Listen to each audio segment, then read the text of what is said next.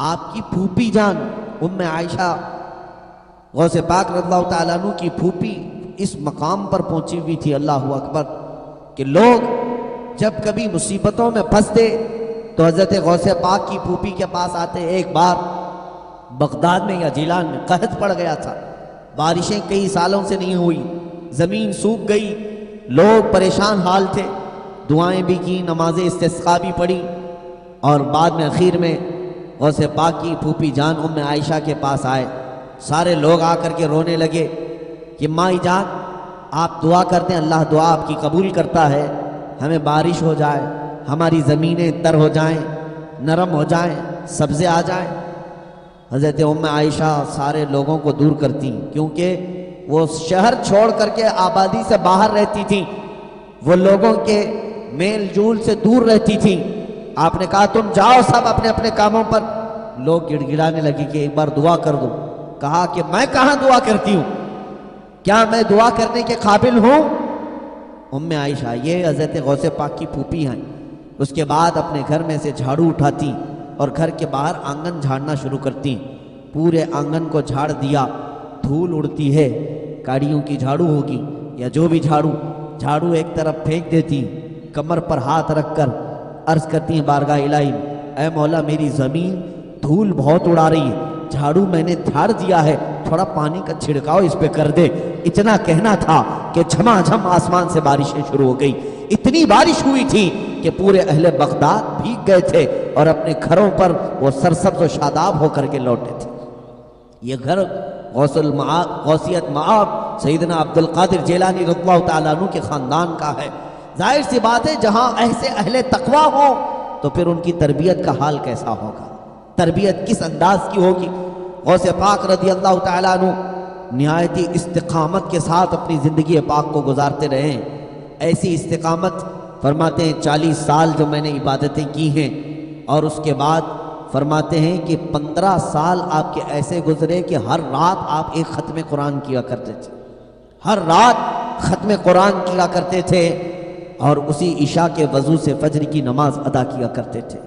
सुल्तानुल औलिया सैयदना अब्दुल कादिर जिलानी रज़ियल्लाहु ताला अन्हु की कसरत इबादत के बाद आप जब बगदाद पहुँचे तो फ़ौरन आप बयान करना नहीं शुरू किए थे। बगदाद में जब आप रुश्द व हिदायत तबलीग व इशाअत के लिए बगदाद में आए तो एक मस्जिद में सो रहे थे, क्योंकि आप ईरान के रहने वाले थे और बगदाद वाले अरबी थे, अरबी उनकी ज़ुबान थी, ईरान की ज़ुबान फ़ारसी थी। तो गौसे पाक रज़ियल्लाहु ताला अन्हु सैयदना अब्दुल कादिर जिलानी बयान नहीं करते थे, एक मस्जिद में सोए, ख्वाब में रसूल करीम सल्लल्लाहु अलैहि वसल्लम तशरीफ़ लाए। अल्लाह के नबी सल्लल्लाहु अलैहि वसल्लम ने फरमाया, बेटा अब्दुल कादिर उठो और लोगों को बयान करो। गौसे पाक फरमाते हैं, या रसूल अल्लाह सल्लल्लाहु अलैहि वसल्लम, मेरी ज़ुबान अलग है, इनकी ज़ुबान अलग है। हुज़ूर अकरम सल्लल्लाहु अलैहि वसल्लम ने फरमाया, अब्दुल कादिर अपना मुंह खोलो। आपने मुंह खोला, रसूल करीम सल्लल्लाहु ताला अलैहि वसल्लम ने 7 मरतबा अपना लुआब पाक उनके मुंह में डाला।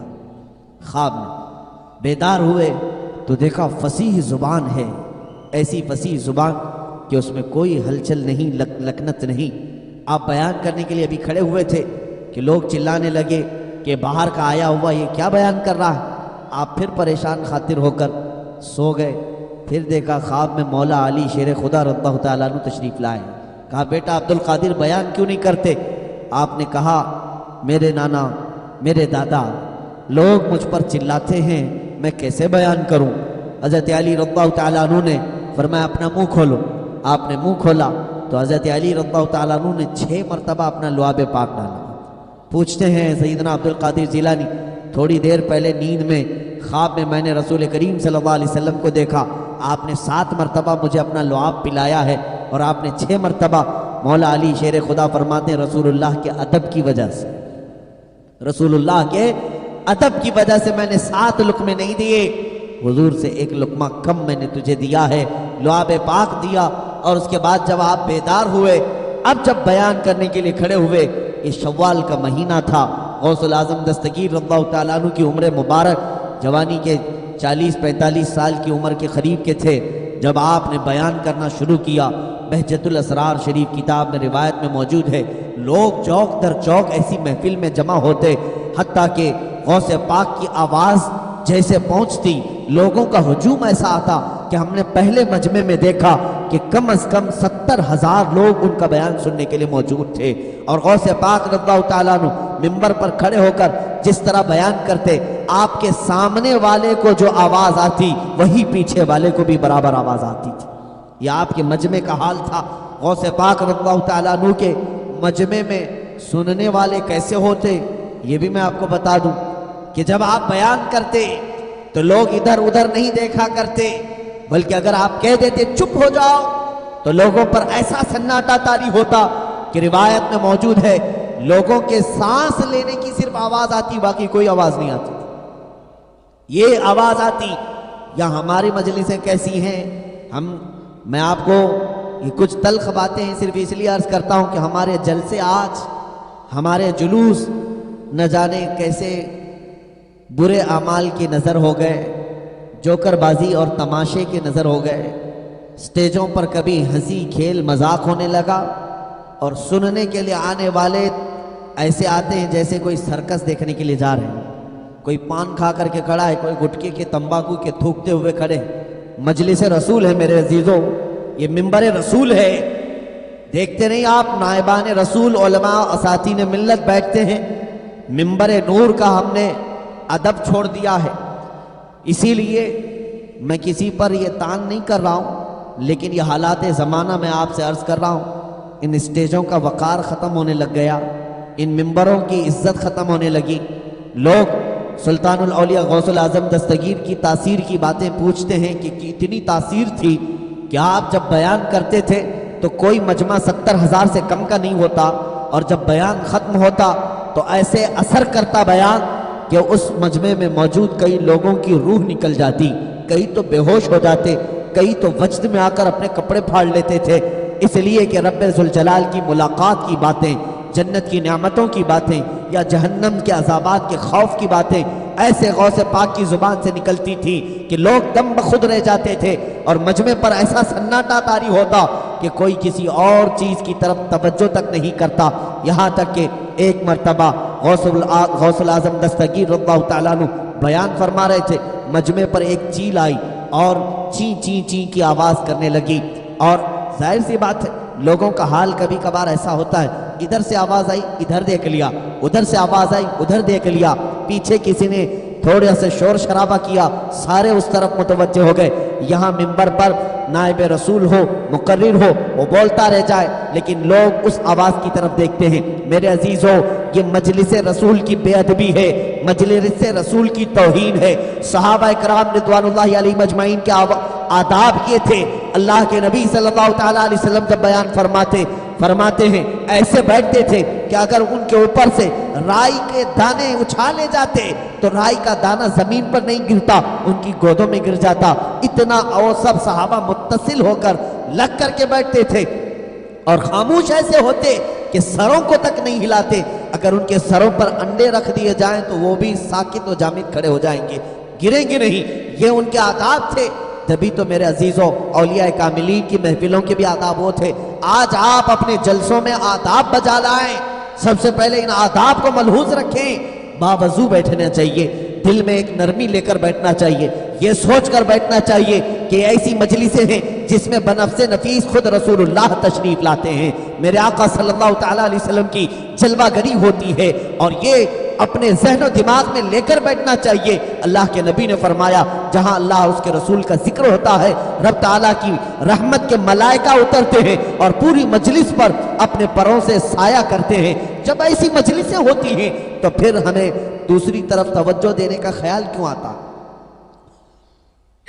सरकार सैयदना अब्दुल कादिर जिलानी रज़ियल्लाहु ताला अन्हु मजलिस में बयान कर रहे हैं, चील की आवाज आ रही, चिल्ला रही, कुछ लोग इधर उधर देखने लग गए। ये तौहीन है, ये बारगाह गौसियत का जब बयान हो रहा हो तो इस तरफ उस तरफ तवज्जो देना बेअदबी ख्याल किया जाता था। तो गौसे पाक रज़ियल्लाहु ताला अन्हु ने कुछ नहीं किया, सिर्फ अपनी नजरें उस चील की तरफ उठाई। एक नजर उठना था कि चील का मुंह अलग और धड़ अलग होकर गिर गई। तड़पती हुई जमीन पर आ गई, मर गई। और गौसे पाक अपना बयान जारी रखते रहे। मजमे में सन्नाटा हो गया। जाहिर सी बात है, नजरों के जलाल का हाल यह है कि सर अलग हो जाएगा, धड़ अलग हो जाएगा। फिर सारे खामोश हो गए और पूरा बयान मुकम्मल हुआ। और खामोश होना भी है, वो जलाल भरी नजर जो चील पे पड़ी कहीं यहां पड़ जाए तो। गौसे पाक रज़ियल्लाहु ताला अन्हु का बयान खत्म हुआ और फिर आप मिंबर से उतर आए, उस चील के पास गए, उसका जिस्म उठाया, ठंडा पड़ चुका था, बहुत दूर उसका सर पड़ा हुआ था। उसकी मुंडी को लिया, उसके मुंह को लिया और धड़ को लिया, दोनों को जोड़ा और कहा कुम बेइज़्निल्लाह, अल्लाह के हुक्म से उड़ जा। वो चील फिर जिंदा हुई और उड़ती चली गई। मजमे में आपने फरमाया कि अल्लाह रब्बुल इज्जत ने अब्दुल कादिर को ये कुदरत अता की है कि रब तबारक व तआला के हुक्म से जब ये चाहे किसी के सर को अलग कर दे, लेकिन जब चाहे तो उसके सर को जोड़ भी दे। मेरे अजीजों, सुल्तानुल औलिया सैयदना गौसुल आजम दस्तगीर रज़ियल्लाहु ताला अन्हु के बयानात की तासीर मैं आपको बताऊं कि एक मरतबा आपने अपने साहबजादे हज़रत अब्दुल जब्बार से कहा, बेटा आज तुम खड़े हो जाओ, तुम बयान करो। बयान करने लगे। घंटा गुजर गया, 1.5 घंटे गुजर गए, लोगों पर खामोशी तारी थी। मजमा वैसे का वैसा था। वो उतर आए, हज़रत अब्दुल जब्बार उतर आए। गौसे पाक के बड़े साहबजादे हज़रत अब्दुल जब्बार, उनका मज़ार मुबारक भी गौसे पाक के मज़ार से बहुत करीब ही, उतर आए और कहा, अब्बा जान बहुत देर से बयान कर रहा हूँ, मजमे पे सन्नाटा है। आप जब बयान करते हैं तो लोगों के नाले बुलंद हो जाते हैं, आहो बुका चीखें आ जाती हैं, कई तो बेहोश हो जाते हैं। गौसे पाक रज़ियल्लाहु ताला अन्हु ने अपने साहबजादे से कहा, तुम बैठ जाओ, मैं बयान करता हूँ। मिंबर पर चढ़ गए और बयान क्या करते हैं सुने। गौसे पाक मिंबर पर जाते ही कहते हैं, ऐ लोगों, ऐ खल्क़े खुदा, आज मेरे घर में एक हादसा हो गया। अपने घर का किस्सा सुना रहे। मेरे घर में आज एक हादसा हो गया। अब्दुल जब्बार की माँ यानी मेरी बीवी ने बहुत दिनों से मेरे लिए दही जमा करके रखी थी और मट्टी की हांडी थी जिसमें दही जमाया जाता था, और वो जो रस्सी वाला छीका होता है जिसमें हांडी लटका करके छत से रखी जाती थी। गौसे पाक फरमाते हैं, मेरी बीवी अब्दुल जब्बार की माँ हांडी में दही जमा कर मेरे लिए खाने के लिए रखी थी। शिद्दत की धूप थी, गर्मी के दिन थे। आज मैं ये सोच करके निकला था कि दही खा लूंगा। मेरे घर पहुंचने से पहले पहले एक बिल्ला आया और उस हांडी पर ऐसे पंजा मारा कि हांडी टूट कर गिर गई और पूरा दही बह गया। इतना बयान करना था कि लोगों की चीखें निकल गई, रोने लगे, सारों कतार रोने लगे। मुझे बताओ कि इस बयान में क्या रोने जैसा मामला। गौसे पाक अपने घर का किस्सा बयान कर रहे हैं। हांडी टूट गई, दही बह गया, मैं खा नहीं सका। ये बयान करते ही लोग रोने लगे। अजीजा ने गिरामी, अब मैं उस मजलिस के आदाब समझाऊं। गौसे पाक को सुनने वाले भी अहलुल्लाह हुआ करते थे। उनके अंदर इल्म इतना आ चुका था उनके बयानात से, वो समझ गए कि सुल्तानुल औलिया सैयदना अब्दुल कादिर जिलानी अपने घर का किस्सा नहीं बयान कर रहे हैं, बल्कि ये हमारी जिंदगी को बयान कर रहे हैं। इनके बयान करने का मकसद ये है कि इंसान जिंदगी में बहुत माल जमा करता है, बहुत माल जमा करता है, लेकिन जब उसके खाने का वक्त आता है तो मलकुल मौत आकर पंजा मारता है, उसकी रूह कब्ज करके चला जाता है और वैसा सारा माल उसका वैसा का वैसा रह जाता है। जो मेरे घर में हाल हुआ, हांडी दही जो जमा करके रखा गया था मेरे लिए, मेरे खाने से पहले बिल्ले ने पंजा मारा और सारा दही बह गया। गौसे पाक उस मिसाल से लोगों को समझाना चाह रहे थे, ऐ लोगों, तुम्हारी जिंदगियों में यही होता है। तुम अपनी रातें, अपने दिन बर्बाद करते हो माल जमा करने के लिए, माल जमा करने के लिए। पूरी सेहत बर्बाद कर दी, माल इतना जमा हुआ, खाने का वक्त आया था कि तुम्हारी हड्डियां कमजोर हो गईं, बीमारियां घर कर गईं।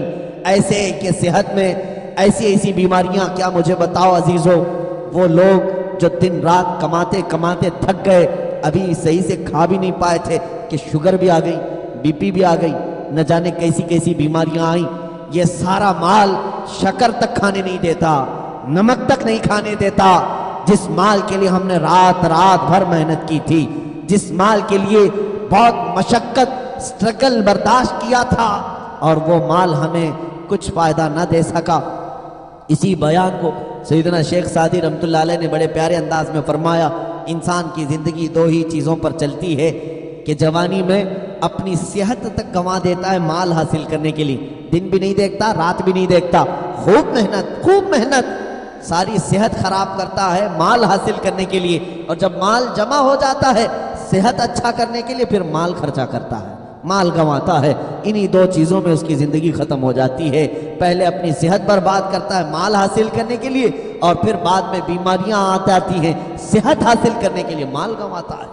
अज़ीज़ान गिरामी, सैयदना सुल्तानुल औलिया अब्दुल कादिर जीलानी रज़ियल्लाहु तआला अपने बयानात में वो तासीर कैसे रखते थे कि अपने घर का वाक़या बयान करें तो लोगों की चीखें बुलंद हो जाए, लोग उस वक्त वजद में आ जाते, इसलिए कि वो ज़ुबान मुबारक थी ऐसी कि जिसमें अल्लाह के नबी सल्लल्लाहु अलैहि वसल्लम ने 7 बार अपना लुआब पाक डाला। मौला अली शेर खुदा रज़ियल्लाहु तआला अन्हु ने 6 मरतबा अपना लुआब पाक डाला हो, तो फिर जाहिर सी बात है वो जुबान में तासीर न हो तो और क्या होगी। वो कमाल का असर रखती थी, जो बोलते थे वो हो जाता था।